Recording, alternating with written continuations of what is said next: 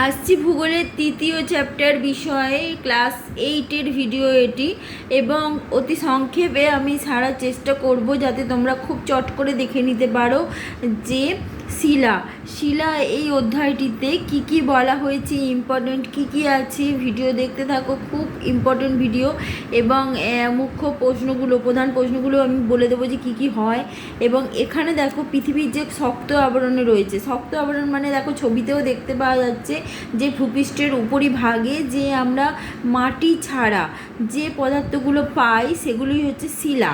ঠিক আছে, শিলা কিন্তু আসলে প্রকৃতিতে প্রাপ্ত এক বা একাধিক খনিজের মিশ্রণ, অসমসত্ব বা সমসত্ব মিশ্রণ। তার মানে এই যে শিলা আমরা পাই, এই শিলার মধ্যে খনিজগুলো সমপরিমাণে থাকতে পারে, মানে ম্যাগনেসিয়াম, পটাশিয়াম, সোডিয়াম, ক্যালসিয়াম সব ইকুয়াল পয়েন্টে থাকতে পারে, অথবা অসমসত্ব বা মানে কম বেশি এরকম বিভিন্নভাবেই থাকতে পারে। ঠিক আছে, তাহলে মানে কি কি খনিজ শিলায় থাকে? কোয়ার্টাজ, ফেলসপার, মাইকা, হর্নব্লেন্ড প্রভৃতি বিভিন্ন রকম খনিজ পদার্থ থাকতে পারে। ঠিক আছে, এবং এই খনিজগুলো কি হয়, বিভিন্ন পরিমাণে থাকতে পারে। ঠিক আছে, কম বেশি বিভিন্ন পরিমাণে থাকতে পারে। আচ্ছা, আমরা সাধারণত 3 ধরনের শিলা পাই, যেটা হচ্ছে আগ্নেয় শিলা, পাললিক শিলা এবং রূপান্তরিত শিলা। এর গঠনগত প্রকৃতি, বৈশিষ্ট্য এই সমস্ত কিছুর উপর ভিত্তি করে শিলাগুলোর এই রকম ভাগ করা হয়েছে। এবং প্রবেশ্যতা, অপ্রবেশ্যতা বুঝিয়ে নাও। প্রবেশ্যতা হচ্ছে শিলার মধ্যে জল প্রবেশ করার ক্ষমতা, তাকে বলে প্রবেশ্যতা। আর প্রবেশ করতে না পারলে সেটা অপ্রবেশ্যতা।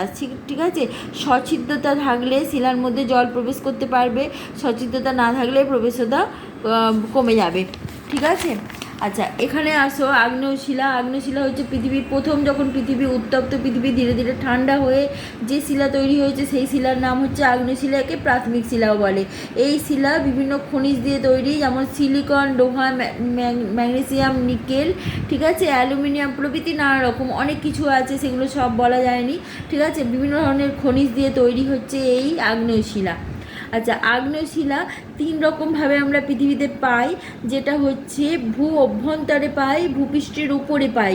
ভূ অভ্যন্তরে যেটা হচ্ছে পাতালিক, উপপাতালিক। যদি কোনো ফাটল পথে শিলা কী করে, এই যে ফাটল হয়েছে, ফাটল পথে কি এই যে ম্যাগমা, ঠিক আছে, এই যে হলুদ রঙের অংশটি দেখছো ম্যাগমা, এই ম্যাগমা যখন উপরে উঠে আসছে তখন ভূপৃষ্ঠের এই ফাটল পথে আস্তে আস্তে ভূপৃষ্ঠের কাছাকাছি না এসে অনেক গভীরে এসে শক্ত হয়ে যাচ্ছে, তখন সেটাকে আমরা বলছি পাতালিক।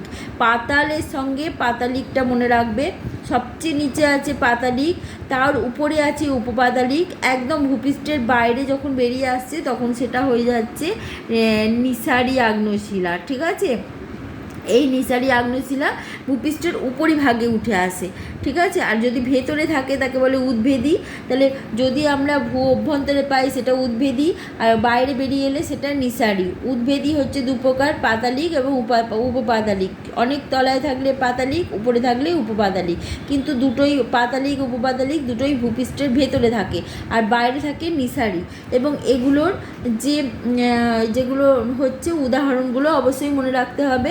আচ্ছা, আগ্নেয় শিলার বিশেষত্ব জানতে চাই। আগ্নেয় শিলার কটি বিশেষত্ব, কী কী বিশেষত্ব আছে? এই শিলা শক্ত, ভারী, আমরা সবাই জানি। কেলাসিত মানে হচ্ছে একটা চকচক করে, চিকচিকে একটা ব্যাপার থাকে। আচ্ছা, উলম্ব মানে লম্বালম্বি, দারুণ মানে জয়েন্ট আছে। তাহলে লম্বালম্বি জয়েন্ট আছে, ফাটল দেখতে পাওয়া যায় বা ক্র্যাক দেখতে পাওয়া যায়। ঠিক আছে, ক্র্যাক দেখতে পাওয়া যায় বলে প্রবেশ্যতা বেশি। ঠিক আছে, তা না হলে কিন্তু এই শিলার প্রবেশ্যতা বেশি নয়, কারণ শিলাটা অনেক কঠিন, আমরা আগেই জেনেছি, এবং যার জন্যই ভঙ্গুরতা যথেষ্ট কম। ঠিক আছে, কারণ এখানে ফাটল আছে বলে জলটা ভেতরে প্রবেশ করে যেতে পারে। আচ্ছা, এবার আগ্নেয় শিলা হচ্ছে গ্রানাইট এবং ব্যাসল্টের বৈশিষ্ট্য বলা হয়েছে, দেখে নাও। এবং এগুলো কী কী খনিজ দিয়ে তৈরি, প্রবেশতা কতটা বা কেমন কেমন প্রকৃতি, এগুলো সম্বন্ধে জানতে হবে। ঠিক আছে, সাধারণত প্রশ্ন আসে যে এই যে অঞ্চলের ভূমিরূপ গোলাকার সেই অঞ্চল কী ধরনের শিলা দিয়ে গঠিত, বা যে অঞ্চলের ভূমিরূপ চ্যাপ্টা সেই শিলা কী দিয়ে, সেই অঞ্চলটি কী শিলা দিয়ে গঠিত। এবার পাললিক শিলা দেখো, বহুদিন ধরে আমরা পড়েছিলাম আগের চ্যাপ্টারে যে ভূপৃষ্ঠের উপরিভাগে কিছু শক্তি কাজ করে, যেটা হচ্ছে নদী, হিমবাহ, সমুদ্র তরঙ্গ। এগুলোর দ্বারা যদি শিলা উপরিভাগ ক্ষয় হতে হতে তখন কি হয়, ছোট ছোট নুড়ি পাথর পলিতে পরিণত হয়। সেগুলো তখন আস্তে আস্তে জলধারা দ্বারা বাহিত বাহিত হয়ে সমুদ্রের তলদেশে, নদীর তলদেশে সঞ্চয় হয়। ধীরে ধীরে ধীরে ধীরে সঞ্চয় হতে হতে কি হয়, অনেক কঠিন হয়ে যায় এবং কঠিন হতে হতে কি হয়, পাললিক শিলায় রূপান্তরিত হয়। দেখো স্তরগুলো বলেছে অনেক নিচে যেটা সঞ্চিত হয় সেটা কংগ্লোমারেট, উপরে বেলে পাথর, তারপরে চুনা পাথর, পলি, তারপরে একদম উঁচুতে কাদা পাথর, এইভাবেও সঞ্চয় হতে পারে। ঠিক আছে, আমরা বিভিন্ন ধরনের পাললিক শিলা দেখতে পাই এবং এই পাললিক শিলা যেহেতু স্তরে স্তরে সঞ্চিত হচ্ছে, তো সেই জন্য এর নাম স্তরীভূত শিলা। ঠিক আছে, আচ্ছা, এই শিলায় জীবাশ্ম দেখতে পাওয়া যায়, কারণ যে কোনো একটি স্তরে যদি কোনো প্রাণী বা কোনো কিছু চাপা পড়ে যায় তাহলে সে একটা ছাপ রয়ে যায়, সেটাকেই জীবাশ্ম বলে। ঠিক আছে, এবং এই শিলা তে আমরা কয়লা খনিজ তেল পাই, কারণ স্তরে স্তরে সঞ্চিত হয়, স্তরেতে অনেক প্রাণী চাপা পড়ে যায়। যদি প্রাণী চাপা পড়ে যায় তাহলে খনিজ তেল, আর যদি গাছ, উদ্ভিদ, বনাঞ্চল চাপা পড়ে যায় তাহলে আমরা কয়লা পাই। এবং 20 কোটি বছর ধরে, 30 থেকে 35 বলে দিয়েছে, 30 থেকে 35 কোটি বছর আগে যদি মানে ভূগর্ভে বিশাল অরণ্য, পৃথিবীর অরণ্য চাপা পড়ে যায় তখন কয়লায় রূপান্তরিত হয়। যদি 9 থেকে 10 কোটি বছর আগে সঞ্চিত হয় তাহলে সেটা কিন্তু উন্নত মানের কয়লা হয় না।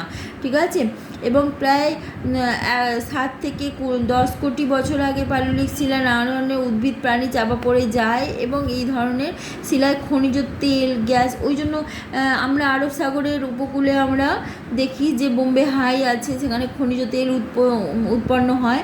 ঠিক আছে, এবং টম্বে এখানে রয়েছে, তোমার ওখানে আছে তোমার যেটা হচ্ছে বিভিন্ন রকমের ওই যে সাগর সম্রাট, সাগর বিকাশ, এই সমস্ত জাহাজের মাধ্যমে খনিজ তেল তোলা হয়। ঠিক আছে, আচ্ছা, এবারে দেখো এখানে পলির উৎপত্তি অনুযায়ী পাললিক শিলা আছে, সংঘাত শিলা এবং অসংঘাত। যদি প্রাচীন শিলা চূর্ণ চূর্ণ হয়ে বহুদিন ধরে জমাট বাঁধছে তখন সেটা হচ্ছে সংঘাত। আর যদি রাসায়নিক বিক্রিয়া করে, দেখো মনে রাখবে, রাসায়নিক বিক্রিয়া করলে অসংঘাত, আর যদি চূর্ণ চূর্ণ হয়ে বহুদিন ধরে জমাট বেঁধে সঞ্চয় হচ্ছে তখন সেটা সংঘাত। আর সংঘাতে কংগ্লোমারেট বেক্সিয়া, আর অসংঘাতে চুনাপাথর, লবণ। তাহলে চুনাপাথর আমরা যেটা পাই সেটা হচ্ছে রাসায়নিক বিক্রিয়ার মাধ্যমে। 3টে পাললিক শিলা এখানে বলে দিয়েছে, যে চুনাপাথর, বেলে পাথর এবং কাদা পাথর। বৈশিষ্ট্য, রং জিজ্ঞাসা করে, এবং চুনাপাথর দিয়ে কী কী তৈরি করা হয়, বেলে পাথর দিয়ে কী কী তৈরি করা হয়। দেখো জিজ্ঞাসা করতে পারে লালকেল্লা বা উদয়গিরি খণ্ডগিরির মন্দির, খাজুরাও মন্দির, জয়সলমীরের সোনার কেল্লা কী দিয়ে তৈরি, কী পাথর দিয়ে তৈরি, এটা কোশ্চেন আসতে পারে। ঠিক আছে, আচ্ছা, এরকমই কোশ্চেন আসতে পারে তোমার যে এই যে টালি তৈরিতে কী ব্যবহার করা হয়, তো এই ধরনের কোশ্চেন আসতে পারে। ঠিক আছে, এবার আসি রূপান্তরিত শিলা। রূপান্তরিত শিলা 3ভাবে তৈরি হয়। একটা হচ্ছে যদি প্রচণ্ড চাপ, দেখো প্রচণ্ড চাপ, অত্যধিক তাপে তৈরি হয়, প্রচণ্ড চাপে তৈরি হয়, অথবা রাসায়নিক বিক্রিয়া। তার মানে মনে রাখবে 3টে, তাপ, অত্যধিক চাপ বা রাসায়নিক বিক্রিয়া, এই 3টে যদি ক্রিয়া করে কোনো শিলার ওপরে তাহলে কিন্তু রূপান্তরিত শিলা হতে পারে। পাললিক শিলাও রূপান্তরিত শিলায় পরিণত হতে পারে, আগ্নেয় শিলাও রূপান্তরিত শিলায় পরিণত হতে পারে। ঠিক আছে, ওই জন্য রূপান্তরিত শিলা, দেখো পাললিক শিলা যদি রূপান্তরিত হয় এক ধরনের বৈশিষ্ট্য হবে, আগ্নেয় শিলা যদি রূপান্তরিত হয় আর এক ধরনের বৈশিষ্ট্য হবে। ওই জন্য রূপান্তরিত শিলায় একই ধরনের বৈশিষ্ট্য দেখতে পাওয়া যায় না। ঠিক আছে, রূপান্তরিত আগ্নেয় শিলাও পাললিক শিলায় পরিণত হচ্ছে, আর আগ্নেয় শিলায় রূপান্তরিত শিলায় পরিণত হচ্ছে, আগ্নেয় শিলা আবার পাললিক শিলাও আবার রূপান্তরিত শিলায় পরিণত হচ্ছে। ঠিক আছে, আচ্ছা, ওই জন্য বলেছে হতে পারে, কেলাসযুক্ত হতে পারে, নাও হতে পারে। ঠিক আছে, চকচকে মসৃণ কেলাসিত হয়ে যায় সাধারণত, বা নাও হতে পারে। ঠিক আছে, ওই জন্য বৈশিষ্ট্যটা একটু অন্যরকম হয়ে থাকে। আচ্ছা, সেখানে দেখো এখানে এই যে পরিবর্তিত রূপগুলো জিজ্ঞাসা করতে পারে। গ্রানাইট পরিবর্তিত হয়ে কি হয়, নিস হয়, ব্যাসাল্ট পরিবর্তিত হয়ে অ্যাম্ফিবোলাইট হয়, বেলে পাথর পরিবর্তিত হয়ে কোবাটাইট হয়, চুনাপাথর পরিবর্তিত হয়ে মার্বেল হয়, পিট কয়লা পরিবর্তিত হয়ে গ্রাফাইট হয়, সেল পরিবর্তিত হয়ে স্লেট হয়। এগুলো পরিবর্তিত রূপ কিন্তু জানতে চায়। ঠিক আছে, শিলাচক্র ভীষণ ইম্পর্টেন্ট। আচ্ছা, তার আগে বলি এই 3টে শিলার বৈশিষ্ট্য, রূপান্তরিত শিলার জেনে রাখবে মার্বেল, স্লেট এবং নিস। আচ্ছা, এরপর শিলাচক্র খুব ইম্পর্টেন্ট, কারণ আগ্নেয় শিলা দীর্ঘদিন ধরে ক্ষয়প্রাপ্ত হয়ে সেগুলো নদী হিমবাহ দ্বারা বাহিত হয়ে স্তরে স্তরে সঞ্চিত হয়ে কী হয়, পাললিক শিলায় পরিণত হতে পারে। আবার পাললিক শিলা আর আগ্নেয় শিলা দুটোই কিন্তু অত্যধিক চাপ, তাপ বা রাসায়নিক বিক্রিয়ায় রূপান্তরিত শিলায় পরিণত হতে পারে। আবার তিনটে শিলাই যদি পাললিক শিলা, আগ্নেয় শিলা এবং রূপান্তরিত শিলা যদি কোনো কারণে ভূ অভ্যন্তরের ভেতরে অনেক তলদেশে চলে যায়, তখন কিন্তু সেটা অত্যধিক চাপ, অত্যধিক তাপে আবার কি হয়ে যাবে, ম্যাগমায় পরিণত হয়ে যাবে।